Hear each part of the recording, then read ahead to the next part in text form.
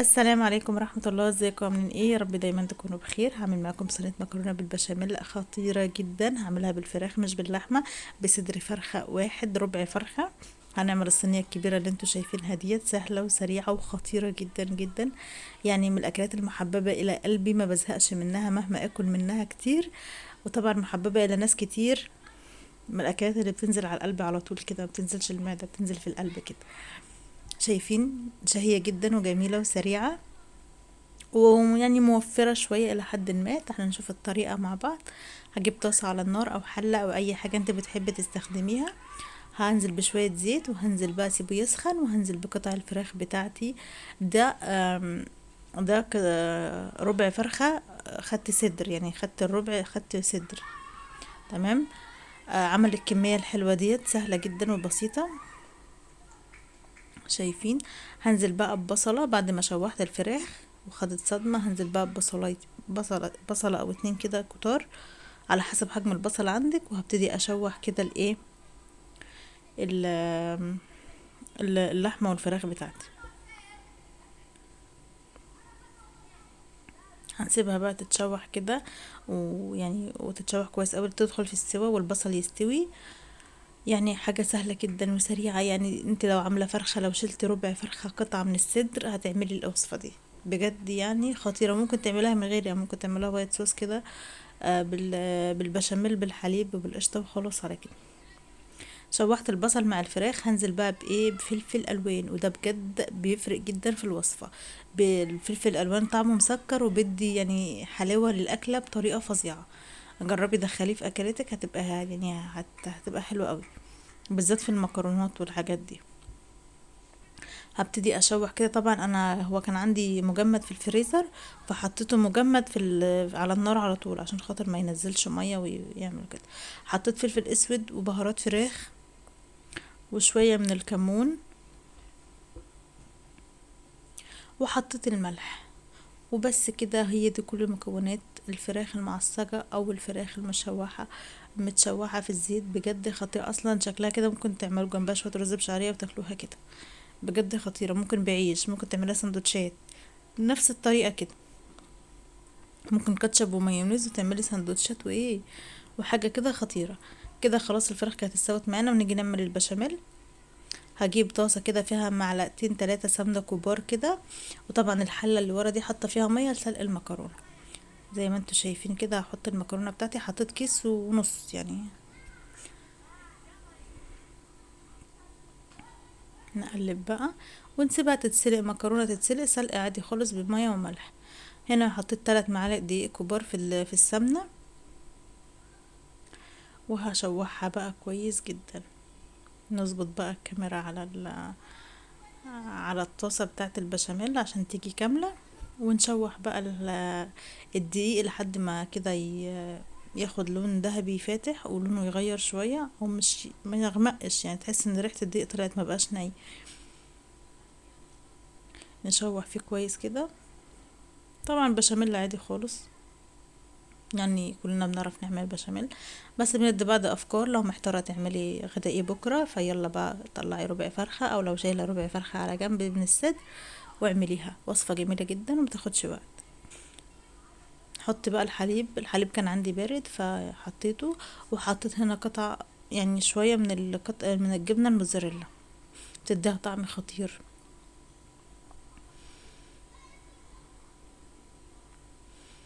طبعا هي مجمدة الجبنة، فهستنى عليها لما تسيح، واللبن بقى مع الدقيق مع كله كده يستوي. حطيت ملح.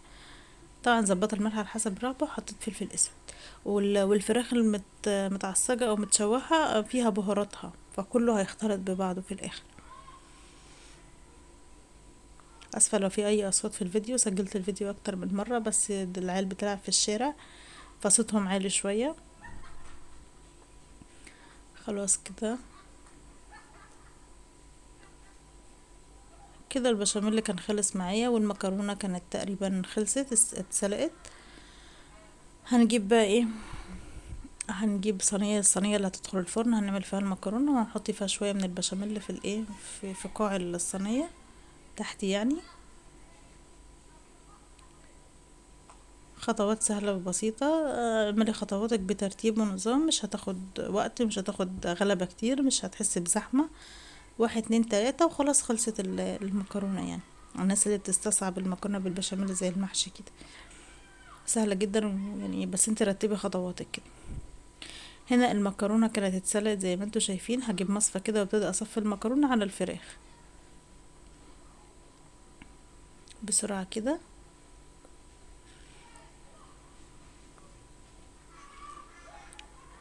مين بقى ما بيحبش المكرونة بالبشاميل؟ ما افتكرش ان حد ممكن ما يحبش مكرونة بالبشاميل. الكبار والصغيرين كله بيحب كله بيحب المكرونة بالبشاميل. هختلفش عليها اتنين يعني. وطبعا الراعي الرسمي للعزومات، مفيش عزومة بتهيألي تتم من غير مكرونة بالبشاميل. يعني انت لو في عزومة وجبت صدر فرخة كده، ربع فرخة، وعملتي بيه صينية زي دي في عزومة، بجد والله يعني انجزتي حاجة حلوة ومشرفة. هنقلب بقى المكرونة في الفراخ بالفلفل بالبصل بكله كده، شايفين؟ ودي كمان ممكن تتاكل لوحدها كده، المكرونة بالخلطة دي لوحدها كده، جنبها بطاطس محمرة وسلطة، بجد خطيرة، مش محتاجة حاجة جنبها خالص لو مش عايزة تعملي بشاميل يعني. قلبيها كويس بحيث ان كلها تتداخل مع بعضها والطعم كله يبقى في بعضه كده. وهنحط يعني شوية من البشاميل كمان في المكرونة عشان تبقى متماسكة وتبقى كده كلها غنية بالبشاميل. انا بحب البشاميل اللي فيها كتير، محبهاش تبقى ناشفة، بحبها طرية كده وحلوة. طبعا هو طعم مختلف عن المكرونة بالبشاميل باللحمة، طعم جديد يعني مختلف عن دي، يعني تحس ان انت بتغيري في الحاجة وفي الاكل. وكمان لو مش متوفر لحمة مفرومة او متوفر لحمة او مش في امكانك تجيبي لحمة، فصدر فرخة او ربع فرخة يكفي جدا. هنحط بقى المكرونة بالبشاميل بالفراخ كده في الصينية، ونبتدي طبعا ننزل كل البهاريز دي خسارة، ونظبط بقى الصينية بتاعتنا كده.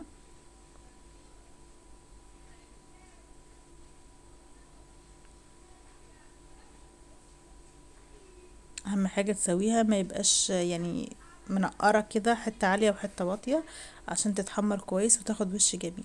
هجيب بقى باقي البشاميل بتاعي واحطه على الوش. انا ما بحبش احط بقى حاجة على الوش، ما بحبش احط حاجة على الوش خالص.